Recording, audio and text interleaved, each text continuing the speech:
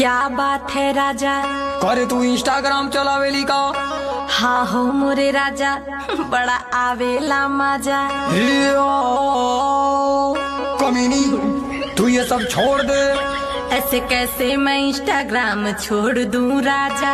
अभी टाइम है जाने मन, तू होश में आ जा।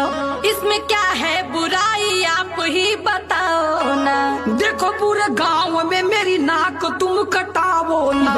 अरे राजा जी, इसमें पैसा बहुत मिलता है। तेरी वीडियो से कितनों का नियत बिगड़ता है। जो जैसा सोचता है सोचे, उसमें मैं क्या करूं? तू इंस्टाग्राम पे वीडियो बनावल बंद करूं। देखा राजा, एमे फिल्टर बहुत कमाल के हा। हाई वीडियो तो सारे टिल्ठुआ के माल कहो। मान जाए राजा हमके वीडियो तू